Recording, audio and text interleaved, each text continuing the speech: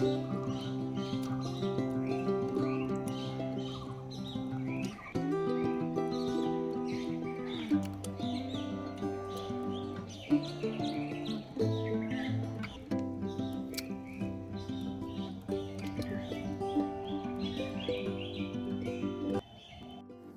Morning বন্ধুরা, কেমন আছেন সবাই?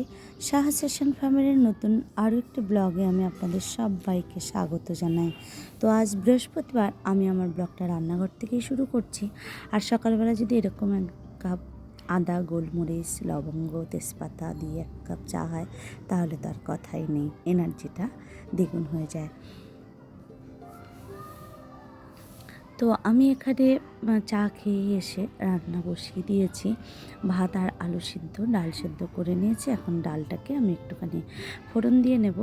আর ফোড়ন দেব হলো কারি পাতা, সর্ষে আর শুকনো লঙ্কা। এটা হচ্ছে টমেটো দিয়ে আর তেঁতুল দিয়ে ডালটা করে নিচ্ছি। তো ডাল আমার হয়ে গেছে, আর আলুটা সিদ্ধ করেছি, সেটা মাখা করেছি, সেটা দিয়েই আমি ওকে খেতে দিয়ে দিচ্ছি। কারণ ও আজকে তাড়াতাড়ি বেরিয়ে যাবে, কারণ আজকেও উচ্চ মাধ্যমিকের পরীক্ষা আছে। আর এখানে আমি আমাদের জন্য বানিয়ে নেব একটুখানি আলুর পরোটা। আর ওর জন্য আমি নিয়ে নিয়েছি আটা, কারণ ময়দা খেতে ডাক্তার আমায় বারণ করেছে, তাই ময়দাটাকে অ্যাভয়েড করছি। আর তার সঙ্গে একটু পরিমাণ মতো লবণ, চিনি আর একটুখানি সাদা তেল। আর এবার দিয়ে দেব কিছুটা পরিমাণে জোয়ান। এবার আমি ভালো করে এটাকে মেখে নেব। মেখে নিয়েই আমি ঢাকা দিয়ে আধ ঘন্টা মতন রেস্টিং টাইম দিয়ে দেবো। আর ততক্ষণে আমি আলুর পুরটাকে বানিয়ে নেব। তো কড়াতে জিরা ফোড়ন দিয়ে তার মধ্যে আমি দিয়ে দিয়েছি টমেটোগুলো। তা টমেটোটা একটুখানি নরম হওয়ার জন্য আমি নেড়ে চেড়ে তার মধ্যে দিয়ে দিলাম একটুখানি লবণ। তো লবণটা দেওয়ার পরে জলটা বেরোবে, আর তার সঙ্গে সেদ্ধটাও হয়ে যাবে। আর তার সঙ্গে দিয়ে দিয়েছি আমি একটুখানি কাঁচা লঙ্কা কুচিয়ে। তো এই দুটোই যখন মোটামুটি ভাজা ভাজা হয়ে গেছে, তখন আমি আলু সেদ্ধটাকে চটকে নিয়েছি। আর এর মধ্যে আমি দিয়ে নেড়ে চেড়ে তার মধ্যে একটুখানি চিনি আর লবণ দিয়ে দিয়েছি। এবার আমি একটু ভালো করে নাড়াচাড়া করে নিয়ে এর মধ্যে একটু বেশি পরিমাণে ধনেপাতা কুচানো দিয়ে দিলাম। এবার আমি এটাকেও ভালো করে নেড়ে নেব। তারপরে আমি দিয়ে দেব কিছুটা পরিমাণে ভাজা মশলার গুঁড়ো। এখানে জিরে, ধনে আর একটু শুকনো লঙ্কা আছে, আর কিছুটা গরম মশলা দিয়ে ভাজা মশলাটা তৈরি করা আছে। তো আলুর পুর আমার হয়ে গেছে। আর আমি এবার আটাটাকে আর একটুখানি ভালো করে মেখে নিয়ে পরিমাণের থেকে একটু বড় গোলা তৈরি করে নিয়েছি। আর যেহেতু এক হাতে ক্যামেরা আর এক হাতে আমি করছি, তাই এক হাত দিয়েই এইভাবেই করছি, কারণ মেয়ে এখন গানের প্র্যাকটিস করছে, ও এসে ক্যামেরা ধরতে পারবে না। তো যাই হোক, একা একাই আমি করে নিচ্ছি আলুর পরোটাটা। এখন 5টা মতো করে নেব, নিয়ে তারপরে খেতে দেব মেয়েকে। তা চলুন, এই যে আমি কিন্তু পরোটা তৈরি করলে তেলটা পরিমাণটা কম দিই। তার কারণ হচ্ছে আমার মেয়ে তো তেল দিয়ে ভাজা পরোটা ও একদমই পছন্দ করে না। তো তবুও আমি মাঝে মাঝে ওকে করে দিই। ও বলবে যে ভিতরে তো মশলা দেওয়া রয়েছে, তেল দেওয়া রয়েছে পুরে, তাহলে তোমার আবার উপরে কেন তেল দাও? তো আমি বলি দেখতে ভালো লাগে আর রুটিটা ভাজা ভাজা হয়, তাই। তো চলুন পরোটাগুলো সব কটা করে নিই।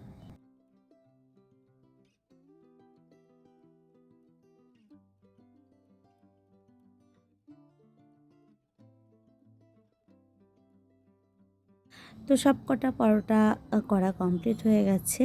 আর মেয়ে এখন মোটামুটি রেডি হয়ে নিচ্ছে। ওকে খেতে দিয়ে আমিও রেডি হয়ে যাব, ওকে আমি আজকে দিতে যাব। আর আজকে বৃহস্পতিবার, আজকেও গানের ক্লাস থাকে না। গানের ক্লাস থাকে হলো শনিবার, কিন্তু শনিবারে কোনো কারণবশত ম্যাম থাকবে না, তো আজকে ক্লাসটা করতে নিয়েছে। আর আমরা মা মেয়ে বেরিয়ে পড়েছি। তো যেতে যেতে একটা টোটো পেয়েছিলাম, তো টোটোতে উঠে পড়েছি। তো জানেন আজকে কি হয়েছে? মেয়েকে ক্লাসে দিয়ে তো 1-1.5 ঘন্টার টাইম, তো আমি কি করব ভাবছিলাম।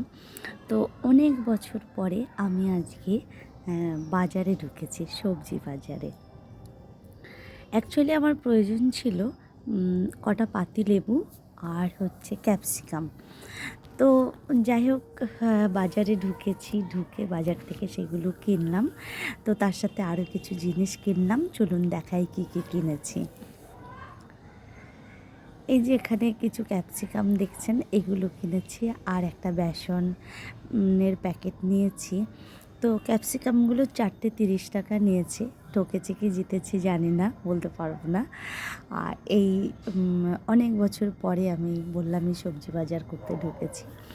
আর এখানে নিয়েছি ছোট ছোট দেশি টমেটো, আর নিয়েছি পাতিলেবু। আর পাতিলেবুর কি দাম গো, 5 টাকা পিস। যাই হোক, আমি তো কিনি না, তাই আমি বলতে পারবো না। আর নিয়েছি আলু। আর এখন আমার 1 কাপ চায়ের দরকার, তো আমি বড় 1 কাপ চা নিয়ে এখন ফোনও নিয়েছি, চাও নিয়েছি।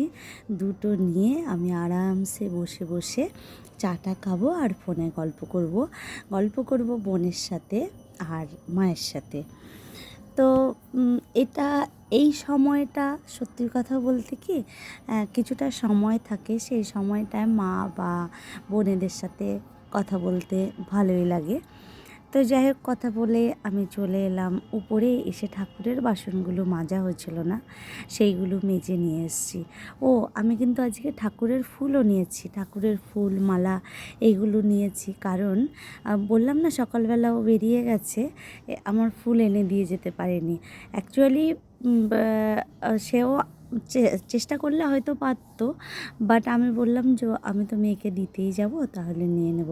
আর আজকে একটা কাজ করেছি কি জানেন তো, ওকে তো মাঝে মাঝেই পদ্মফুল, খারাপ পদ্মফুল দিয়ে দেয়।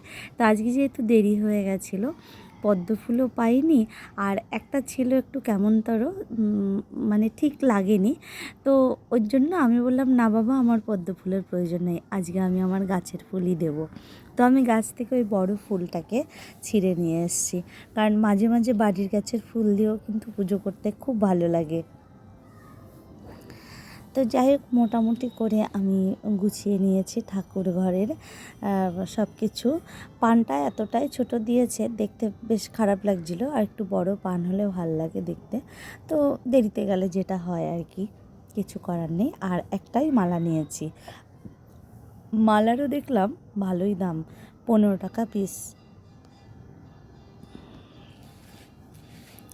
আর এখন এই যে ঠাকুরকে ভোগ দিয়ে দিলাম, ফল আর লাড্ডু। আর আমার এই পুজো সব কিছু গুছিয়ে নিয়েছি। পুজো কমপ্লিট করা হয়ে গেছে, এইবার যাব নিচে, কিন্তু রান্না হয়নি, এবার নিচে গিয়ে রান্নাটা বসাবো। তো চলে এলাম নিচে। আমি সকালে যাওয়ার আগে লাউটা সিদ্ধ করে রেখে গেছিলাম, এখন এই যে বড়ি দিয়ে একটুখানি লাউয়ের ঘন্টটা করে নিয়েছি। আর আজকে না আমি যেটা রান্না করব, এটা কেউ করেন কি না জানি না, আমি আজকে একটু এক্সপেরিমেন্ট করছি। আমি যেটা হচ্ছে ফুলকপি দিয়ে করি। তো আজকে কেন জানি না মনে হলো যে একটুখানি ব্রোকলি দিয়ে করি তো কেমন লাগে।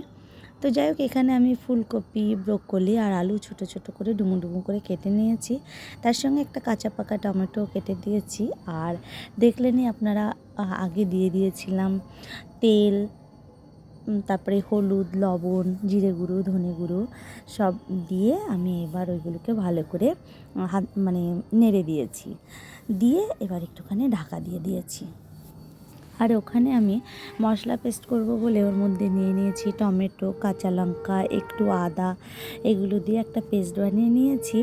এবার এটাকে আমি আবার একটু নেড়ে চেড়ে ভালো করে এবার আমি সুন্দর করে ঢেকে দেব। তো ঢেকে দিলে কি হবে, ওটার থেকে যে জলটা বেরোবে, সেই জলেই সুন্দর করে সেদ্ধ হয়ে যাবে। তো আমার এখানে জলটা একটুখানি টেনে গেছিলো, তো আমি একটুখানি চিনিটা দিচ্ছি, আর তার সঙ্গে একটু লবণ দিয়ে আবার একটুখানি জল দিয়ে ভালো করে ঢেকে দেবো, তাহলে একটু গামাখা ভাবটা আসবে। তো যাই হোক, এই পর্যায়ে চলে আসার পরে আমি দিয়ে দিয়েছি একটু বেশি পরিমাণে ধনেপাতা কুচোনো। এবার আরেকটুখানি মিক্সড করে নিয়ে এবার আবার একটুখানি ঢাকা দিয়ে রেখে দেবো। তো বেশি সময় ঢাকা দিইনি, মিনিট 2-3 মতো ঢাকা দিয়ে এবার নামিয়ে নিয়েছি ফুলকপি ব্রকলির বাটি চচ্চড়ি। আর এখানে জানেন কি হয়েছে, শাশুড়ি মা তো আর ছাদে যেতে পারে না, তো উনি ওনার নাইটিগুলো এখানেই মেলেন। তো এখানে মেলতে এসে কোনো কারণবশত কার্টেনে হয়তো হাত টাত লেগেছে বা কিছু একটা হয়েছে, দুই পাশের দুটো কার্টেনেই পড়ে গেছে একদম তো এবার আমি তো আর এগুলো ঠিক করতে পারবো না। তো কর্তামশাই বাড়ি আসার পরে ওনাকে বললাম, তো উনি এখন এইগুলো দুটোকেই ঠিক করে দিচ্ছে। তো রান্নার শেষে তো অনেকটাই কাজ থাকে, তো সেই কাজগুলি করে নিচ্ছিলাম। এখানে গ্যাসটা মুছে নিচ্ছি ভালো করে। এবার আছে কতগুলো বাসন যেগুলোকে মাজতেই হবে। তো বাসনগুলোকে মেজে ধুয়ে নিয়েছি, এবার এগুলোকে উপর করে জল ঝরতে দেবো।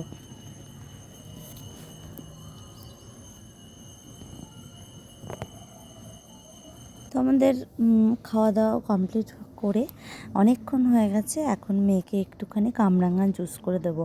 ওর না খুব ঠান্ডা লেগেছে জানেন, সাথে কাশিও, কিন্তু ওর সোমবারের মধ্যে গলাটাকে ঠিক করতে হবে। তো ওর ম্যাম বলেছে সোমবারের মধ্যে তুমি কিন্তু গলা অবশ্যই করে ঠিক করবে। আর আমি না মুসাম্বি আনতে গেছি ভুলে, তো আমার মা না আমাদেরকে এরকম কামরাঙার জুস করে দিত, তো সেটা খেলেও দেখতাম কাশিটা খুব শিগগিরই ঠিক হয়ে যায়। তা আমি মেয়েকে বললাম, বাবা তুই কি খাবি কামরাঙার জুস করে দিলে? তখন ও বলল কি, দাও তো আগে, আমার গলা হচ্ছে ঠিক করা দরকার। তো যাই হোক, আমি এই যে কামরাঙার জুসটা করে দিলাম। এই জুসটা কিন্তু প্রচণ্ড ঠিক হয়। এবার একটুখানি লবণ দিয়ে আমি এটাকে একটুখানি গুলিয়ে দেব। তো মুখে দিয়ে আমার যে খুব একটা ভালো লেগেছে তা নয়, কিন্তু ওকে তো দিতে হবে, বলতেই হবে যে কেমন। তাই আমি চামচে করে একটুখানি নিয়ে মুখে দিয়ে বলছি যে খুব টেস্টি। তো নিয়ে নিল এখন, আর আমি এখন একটা পাতিলেবু নিংড়ে একটুখানি রস খেয়ে নেব। আমি সকালবেলা পাতিলেবু খেতে পারি না, কারণ পাতিলেবু খেলেই আমার যেটা হয় প্রচণ্ড পরিমাণে বমি হয়। মধু দিয়ে খেয়ে দেখেছি তাও হয় না, কিন্তু লবণ দিয়ে খেলে সমস্যা হয় না। বাট যেহেতু হাই প্রেশার রয়েছে তাই লবণ খাওয়া মানা রয়েছে, তাই আমি এইভাবেই খেয়ে নিই। আর এখন হচ্ছে 2 কাপ কফি বানিয়ে নিলাম, এটা খাবো।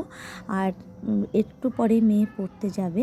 আর আজকের মতো ব্লগটা আমি এখানেই রাখছি। তো আপনারা সবাই ভালো থাকবেন, সুস্থ থাকবেন। আর আমার ব্লগটা যদি আপনাদের একটুকু ভালো লাগে, আমার চ্যানেলটিকে সাবস্ক্রাইব করে আমার পাশে থাকবেন। তো দেখা হবে নতুন আরেকটা ব্লগের সাথে। ততক্ষণের জন্য tata, bye and good night.